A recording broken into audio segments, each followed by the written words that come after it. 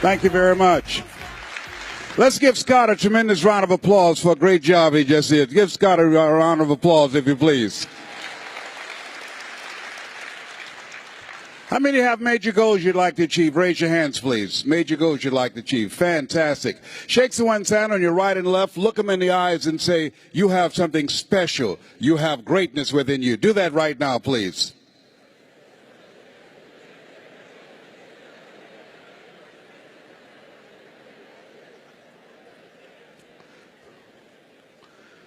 Very good. I'd like to ask audiences how many have major goals you'd like to achieve. And I want to ask you another question, because I've been reflecting on this. Last year I had a reoccurrence of the little c, cancer. 15 years ago I was diagnosed with prostate cancer and given a 2 to 3 year prognosis. One of the things I think that doctors should never tell someone they're terminally ill, what they should say is, my knowledge and ability to help you has terminated. But I've been reflecting on my life, and I want to ask you, and I know you've done things you feel good about, things that you're proud of, but how many of you know if you had your life to live over again, you could have done more than what you've done thus far? Raise your hands, please. That proves the point that what we do and what we accomplish in life is only a tip of the iceberg of what's possible for us. So I want to share some thoughts with you. I want you to think about 3 goals that you'd like to achieve in 3 areas of your life. Number 1, what's one personal goal that you'd like to achieve? Why don't you think about that? My first personal goal was to buy my mother a home. I'm one of 7 children that my adopted mother adopted. And I feel like Abraham Lincoln, who said, all that I am and all that I ever hope to be, I owe to my mother. She was a domestic worker on Miami Beach in the United States, and she cleaned homes and she kept children. And we wore the hand-me-down clothes of the children that she kept. She cooked for families, and we ate the food left over from the families that she cooked for. These were very kind and generous people. They would say, Mamie, whatever food is left over, you can pack it up and take it home to those children that you have adopted. And I used to walk around these big, beautiful mansions, and I'd say, Mama. And she said, what is it, Leslie? When I become a man, I'm going to buy you a big, beautiful home, just like this. How many have somebody special you'd like to do something for? Raise your hands, please. Very good. We're going to show you how you can make that happen. Now I want you to think about your financial goals, growing your business, advancing your career, taking your life to the next level.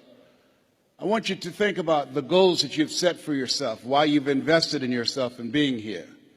And whatever the goals are that you've set for yourself, and I hope you've raised the bar on yourself, I want you to multiply it 100-fold.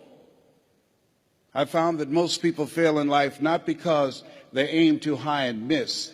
I found that most people fail in life because they do what I did for most of my life, aim too low and hit. And many never aim at all. Now I want you to think about your social contribution. What will be different because you showed up? Horace Mann said we should be ashamed to die until we've made some major contribution to humankind. One of the goals I have is reduce the number of women who die from breast cancer. My mother was a 22-year breast cancer conqueror. How many men over 40? Raise your hands, please. Men over 40. Very good. One of the goals every time I speak, I encourage men to get their PSA test, which stands for prostate-specific antigen, and the digital rectal examination. And I'll be glad and they can check our prostate by looking in our ears. You know, it's got to be a better way. I'm turning red as I talk about it, but you can't see it. A friend of mine was at a medical convention. Hey, Les, let me give you a free rectal. I said, no, buddy, you too motivated. Homie, don't roll like that, you know. One of the goals I have is teaching people how to tell their story, how to grow their business, be the voice of their business, how to improve their customer service, how to develop their leadership voice, how to go from being local to being global. I want you to think about the things that you want to do with your life, the kind of impact that you want to make. And as you think about those 3 categories, let us say together with conviction, it's possible. Together, please. Everybody together, please. Say it's possible. You know, the easiest thing I do is come up here prepared to speak for you. But the most difficult thing that I've ever done and took me years to do was to believe that I could do it. Given my beginning, born in an abandoned building on a floor in a poor section of Miami, Florida, called Liberty City, with a twin brother, being adopted, being labeled educable, mentally retarded in the 5th grade and put back from the 5th grade to the 4th grade, and failing again in the 8th grade, and not having any college education. And if both my birth parents stood up and said, "Hello, son," I would not know either one. You know, I saw a movie late one night, and in this movie called Magnolia, Tom Cruise, and there was a line in there that said, "We might be through with our past, but our past is not through with us." How many of you know there are things that we've experienced that can impact the way we see ourselves? Raise your hand as you understand that. And so as you look at yourself and look at your goals, I want you to write this down. You don't get in life what you want, you get in life what you are. You have to create an achiever's mindset. You have to create that yourself. My favorite book says, "Be ye not conformed to this world, be ye transformed by the renewing of your mind." And what you're doing right now is an indication of what's most important. As you begin to invest in yourself, setting aside a time to be here. This is the era what the late Peter Drucker calls the era of the 3 C's: accelerated change, overwhelming complexity, and tremendous competition. And so as you look at yourself and look at your goals, setting aside time every day to work on your mindset, to expand your vision of what's possible for you. They did an interview with Warren Buffett, one of the richest men on the planet, as you're aware. And they asked him, what's the most important investment people can make today? And this was in the middle of the recession in the United States. Here's a guy that has billions of dollars in real estate, billions of dollars in the stock market. And he said the most important investment you can make is in yourself. Everybody repeat after me, please. Live full. Die empty. Say it again. Live full. Die empty. After having 238 radiation seed implants, I was reading one night some words by Dr. Howard Thurman, who was a mentor to Dr. Martin Luther King Jr., to Albert Schweitzer, to Mahatma Gandhi. He wrote, "Deep is the hunger, the voice of the genuine, the centering moment." As I was reflecting on his words, he said, the ideal situation for a man or woman to die is to have family members praying with them as they cross over. He said, but imagine, if you will, being on your deathbed and standing around your bed, the ghost of the dreams, the ideas, the abilities, the talents given to you by life, but you, for whatever reason, you never pursued those dreams. You never acted on those ideas. You never used those gifts. You never used those talents. And there they are staring at you as you're lying on your bed with large, angry eyes saying, we came to you, and only you could have given us life.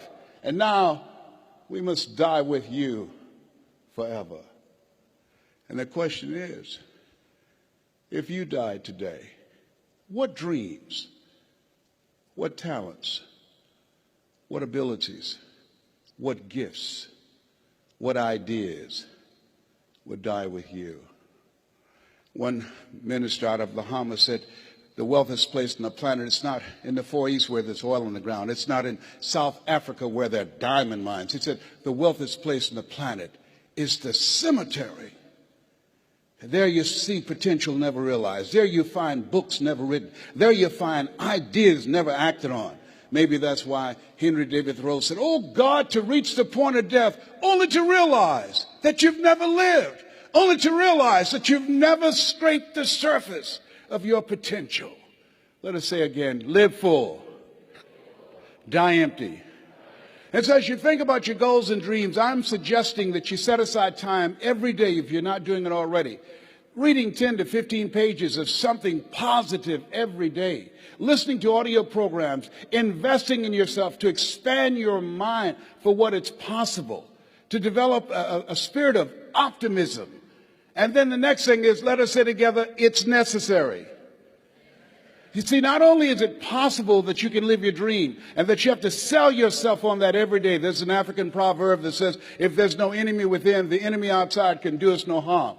I didn't do this for 14 years because I convinced myself I couldn't do it. I would go see the late Zig Ziglar and Jim Rohn and the late Dr. Norman Vincent Peale, and I saw Tony Robbins, and my heart said, I could do that. How many like to help people? Raise your hands, please.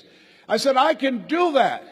And then when I would go to the parking lot, my inner voice would become activated and say, Les Brown, you can't do that. You don't have a college education. Les Brown, you can't do that. You've never worked for a major corporation. Les Brown, you can't do that. Who wants to hear anything you've got to say? How many ever thought about something you wanted to do and you talk yourself out of it? Raise your hands, please. And so that's why it's necessary that we work on ourselves. And let us say together, OQP. Only quality people. Write that down. As you think about your goals and dreams over the next 2 days, it's very important that you look at the people in your life and you ask the question, what is this relationship doing to me? MIT did a study. The study indicated that you earn within $2,000 to $3,000 of your closest friends. Whoa, when I heard that, I got a lot of broke people out of my life. My mama said, son, if you run around with 9 broke people, I guarantee you'll become number 10. Dr. Dennis Kimbrough out of Atlanta said, if you're the smartest one in your group, you need to get a new group. So as you think about your goals and dreams, detoxify your life. Les, can I change them? No. It's a full-time job changing yourself. And there's some people that's so negative they can walk into a dark room and begin to develop.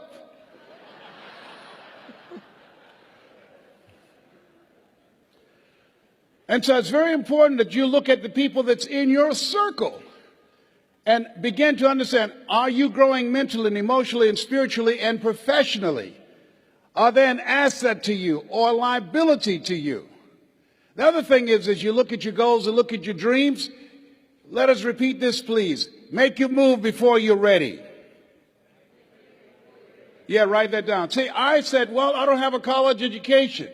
I don't have any paper or alphabets behind my name. And I realized that if you want to make it in life, you want to make your mark, you've got to become a risk taker. Viscott said, if you're not willing to risk, you cannot grow. And if you cannot grow, you can't become your best. And if you can't become your best, you can't be happy. And if you can't be happy, then what else is there? I like what Helen Keller said. She says, life is short and unpredictable. Eat the dessert first. So you have something special. You're here because there's something in your heart of hearts that said, I want more. I can do more. You're here because you're different. How many of you know people who should be here? Raise your hands, please. Yeah, so you're here because you're different. You're uncommon. One man said, I choose not to be a common man. It's my right to be uncommon if I can. I seek opportunity, not security. I do not wish to be a kept citizen, humbled and dulled by having the state look after me. I want to take the calculated risk, to dream and to build, to fail and to succeed. I refuse to live from hand to mouth. I prefer the challenges of life to the guaranteed existence, the thrill of fulfillment to the still calm of utopia. I will never cower before any master, nor bend to any threat. It's my heritage to stand erect, proud and unafraid, to face the world boldly and say, this I have done. Give yourselves a round of applause for having an uncommon desire to reach your goals, to achieve something great with your life. Bring your level of energy up.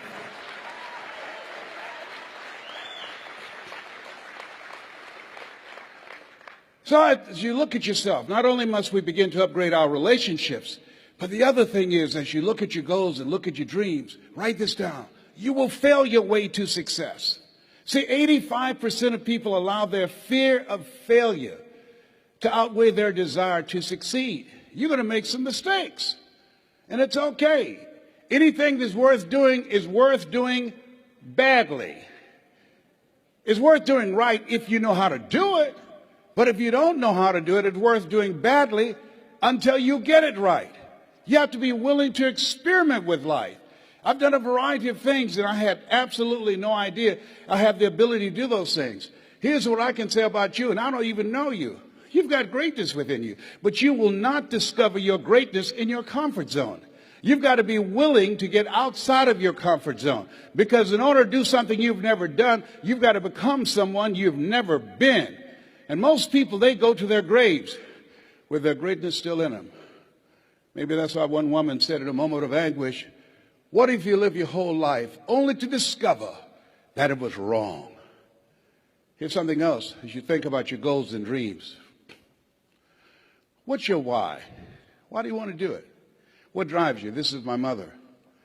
She was 46 years old when she adopted first Wesley and I, and then 5 other children. And she was a driving force in my life. Which one am I? On the right or the left? I'm the cute one. Which one am I now? I'm the one on the left, all right? Yes, indeed.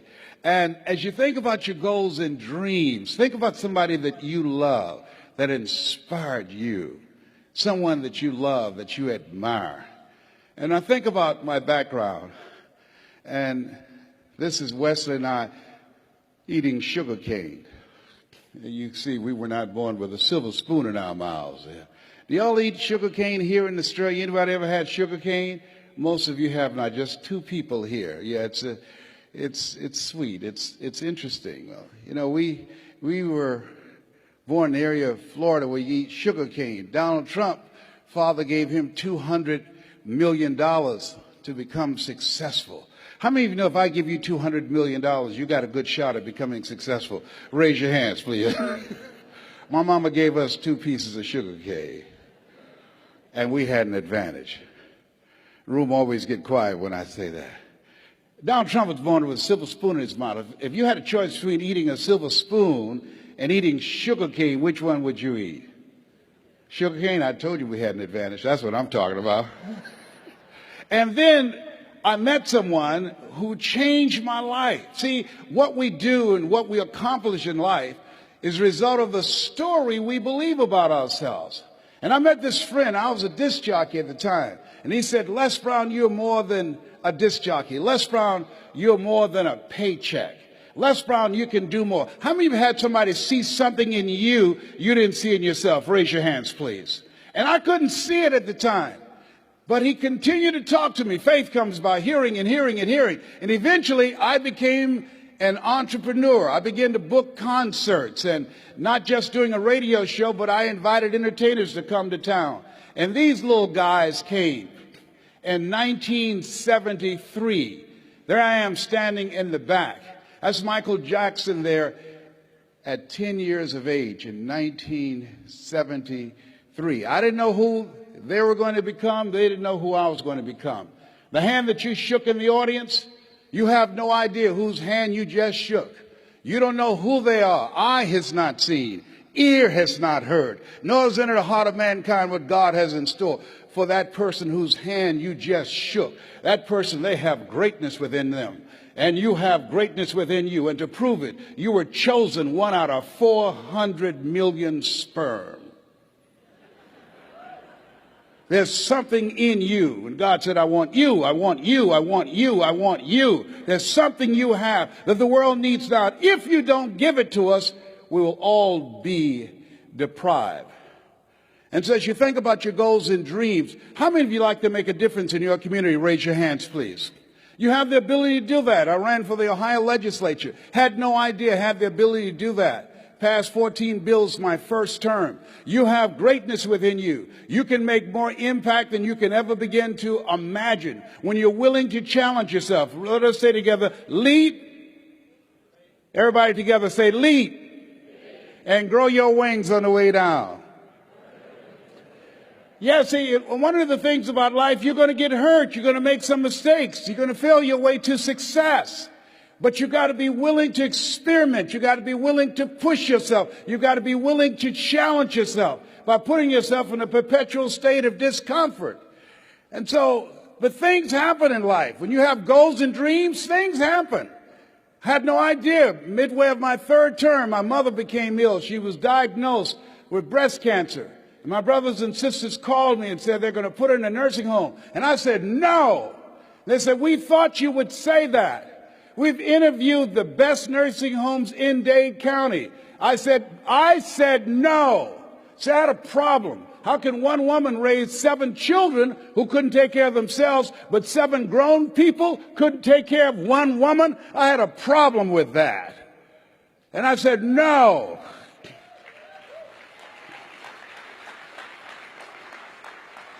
So I resigned from the Ohio legislature and I came back to Miami to take care of Mama, and took care of her until 89.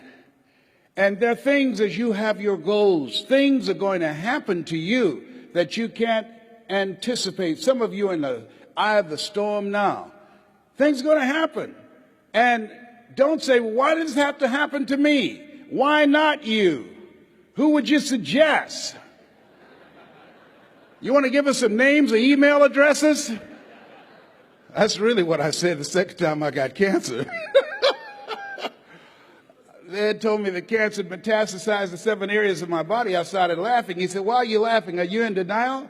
I said, no, I feel like Mother Teresa. He said, what do you mean? She said, Lord, I know you know how much I can bear. I just wish you didn't have so much confidence in me.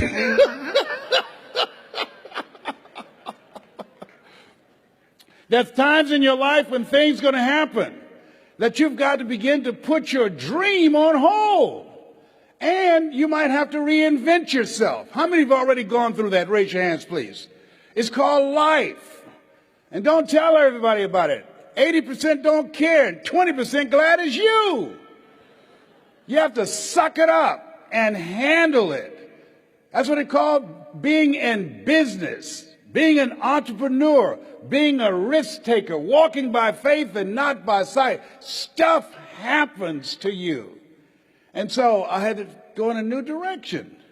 And I decided to tell my story.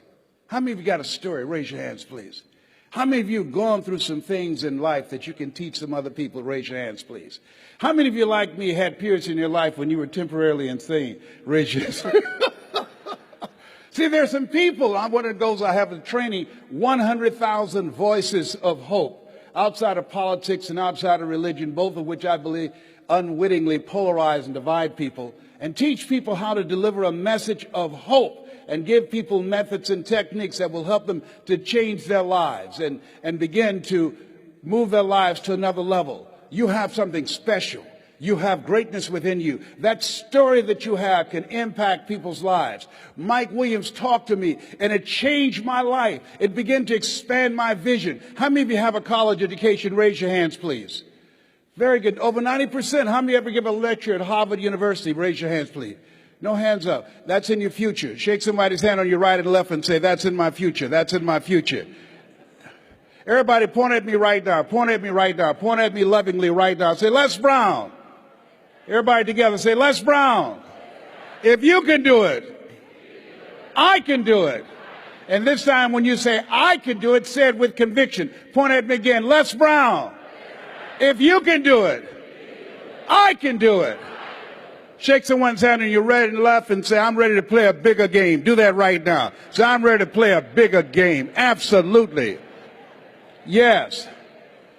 It says you look at yourself and look at your goals. There's some things that you can do when you challenge yourself, when you go outside your comfort zone. There are things that will come in the direction of your life that you can't even begin to imagine. That you're going to begin to evolve and go to new levels that will amaze you. And I tell you these things not to impress you, but to impress upon you. You have something special. You have greatness within you. You have the ability to do more than you can ever begin to imagine. And so what I'm suggesting that you do is to stretch yourself. That you constantly look for ways as an entrepreneur, how can you begin to set yourself apart from the competition? What is it that you can do that can make you stand out? What are the market takeaways that you can do? One of the things that I learned as a speaker, as a trainer, as an entrepreneur, and a small business operator is that you've got to find something that you love and that you master that.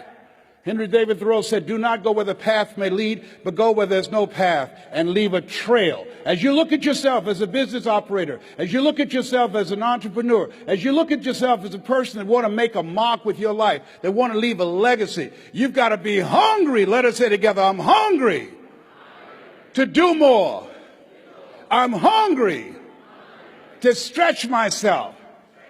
I'm hungry to take my life to another level. I never forget this gentleman that I'm going to talk with tomorrow. He's now in his 90s. He's blind from glaucoma. And I never forget, he said, young man, go to the board and work this problem out for me. And I said, oh, sir, I can't do that. He says, why not? I said, I'm not one of your students. He said, look at me. Yes, sir. Go to the board and work the problem out anyhow. I said, I can't, sir. And the other students started laughing. They said, he's Leslie. He's got a twin brother, Wesley. Wesley is smart. He's DT. He said, what's DT? He's the dumb twin. And I said, I am, sir. As the students laughed, as some of you did. And he came from behind his desk. He looked at me. He said, don't you ever say that again. Someone's opinion of you does not have to become your reality. And that was a turning point in my life. On one hand, I was humiliated, but on the other hand, I was liberated, because he looked at me with the eyes of Goethe, who said, look at a man the way that he is, he only becomes worse. But look at him as if he were what he could be, then he becomes what he should be. He said, young man, what do you want to do with your life? I said, sir, I want to make my mother proud, sir. He said, how do you plan to do that? I said, when I get out of high school, I'd like to be a disc jockey. He says, is that right? I said, yes, sir. He says, good. I'm going to tell you some things to do. I said, what is it? He says, number one, he said, I want you to work on your mind. He said, here's some motivational materials I want you to listen to by Dr. Norman Vincent Peale and Earl Nightingale. Train your thinking. Write this down. This is very important. What you think about, you bring about. He said, I want you to train your mind to serve you. And I want you to focus on becoming a disc jockey every day. I want you to see yourself on the radio talking to thousands of people. I want you to see yourself doing the things that you want to accomplish. Hold the vision. And I encourage you to do the same thing, whatever area. Whatever you want to do, whatever business that you're in, whatever industry that you're in, you want to see yourself there and hold the picture of what it is you want to accomplish.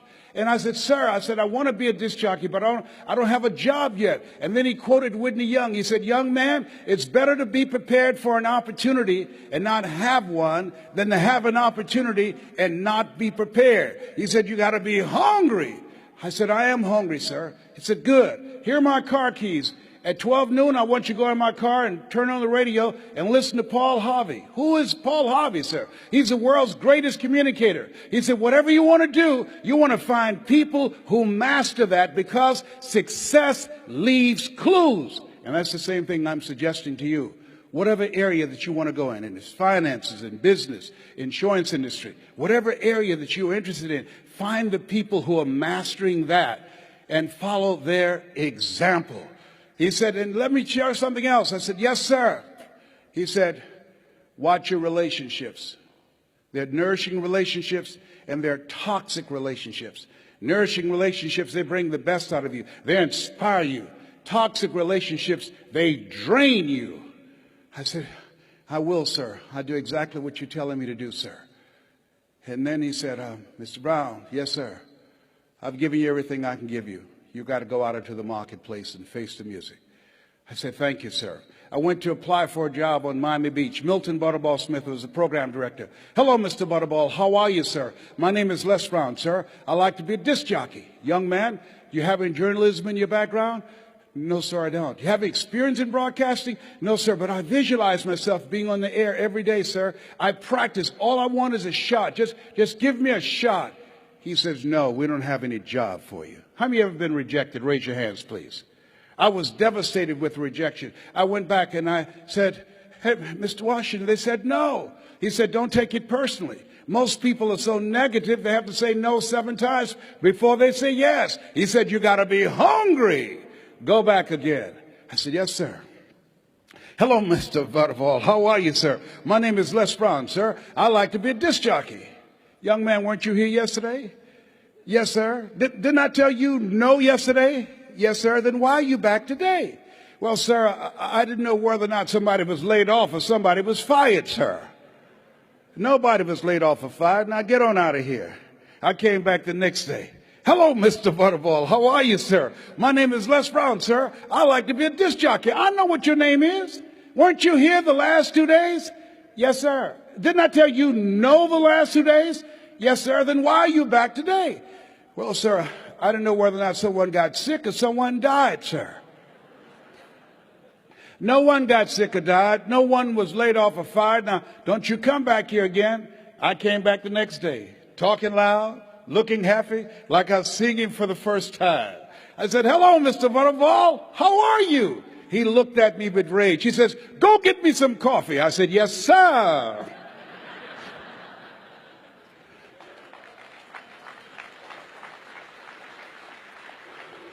My favorite book says the greatest among you will be your servant. How many of you are serious about reaching your goals? Raise your hands, please. Here's something I encourage you to write this down. Provide more service than you get paid for. As small business operators, and you're going to do market takeaways, you've got to provide more service than you get paid for. You've got to build relationships with people. You've got to be able to tell your story because people do business with people they know, like, and trust. You've got to look for ways, as the lady who became the dominant force in her industry. And they said, how did you get here? In an industry that's dominated by men. And she said, it's not our intention to please our customers or to satisfy our customers. Our intention is to amaze them with the quality of the service that we provide for them. And so you have to literally amaze your customers. Go above and beyond as you begin to anticipate what their needs are and look for ways in which you can begin to impact them. And so as you look at your goals and dreams, the people that are willing to do that are hungry. He said, Mr. Brown, go face the music. I went to apply for this job 3 different times. They said no. Finally, they asked me to become the errand boy for the disc jockeys. I'd go get their lunch and their dinner, and I'd stand in the control rooms knowing my time would come. Let us say together, my time will come. And on the weekends, they would come out to the parking lot, and their cars be waxing clean, inside out.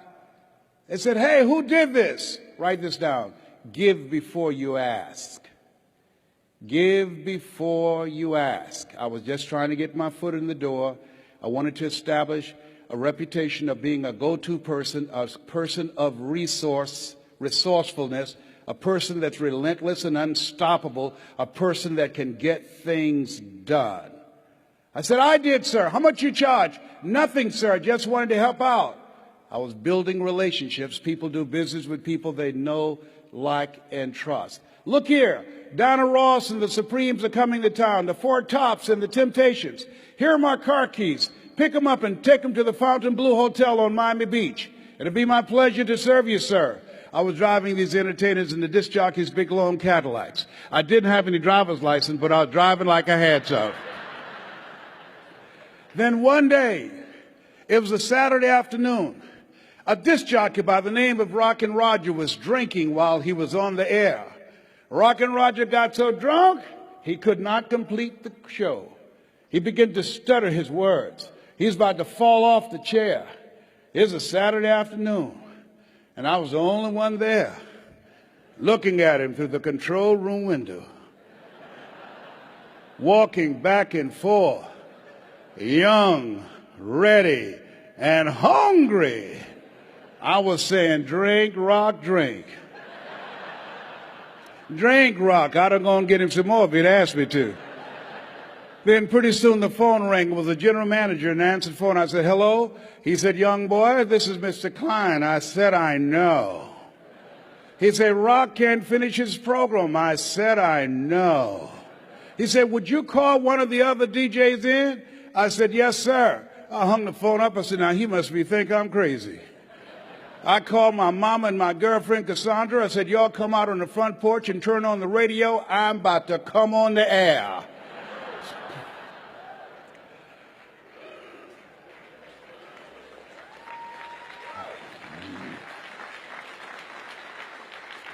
I waited for about 20 minutes, and then I called him back. I said, Mr. Klein, I can't find nobody. He said, young boy, you know how to work the controls? I said, yes, sir.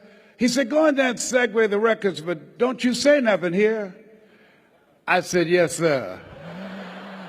I couldn't wait to get old Rock out of the way. I put on a fast record. I said, look out, this is me, LB Triple P, Les Brown, your platter playing papa. There were none before me and there will be none after me. Therefore, that makes me the one and only. Young and single and love to mingle, certified, bona fide, indubitably qualified to bring you satisfaction and a whole lot of action. Look out, baby, I'm your love man. I was hungry. Get the old man a round of applause. I was hungry. I was hungry. Shake someone's hand on your right and left, look them in the eyes and say, you got to be hungry. Do that right now. Shake someone's hand and say, you got to be hungry. People that are hungry are willing to do the things today others won't do in order to have the things tomorrow others won't have. People that are hungry believe, always strive to get on top in life because it's the bottom that's overcrowded. People that are hungry know if you want to be successful, you must be willing to do the things today others won't do in order to have the things tomorrow others won't have. I didn't do what I'm doing right now because it was hard. How many of you decided not to do something because it was hard? Raise your hands, please. I want you to write this down. If you do what is easy, your life will be hard. Complain, point at your circumstances, give up your power, blame the government, blame the economy. If you do what is easy, your life will be hard. But if you do what is hard, your life will be easy. It's hard to make a radical change in your behavior. It's hard to take ownership. It's hard to swallow the bitter pill that wherever you find yourself, at some point in time, you made an appointment to be there. That's hard. That's hard. If you do what is easy, your life will be hard. But if you do what is hard, your life will be easy. I don't know what your goals are. I don't know what you want to do with your life. Here's what I know about your being here. That there's something in you that waits and listens to the voice of the genuine in yourself. It will be perhaps the only guide you will ever have. And if you cannot hear it, all of your life, your days will be spent on the ends of strings that somebody else pulls.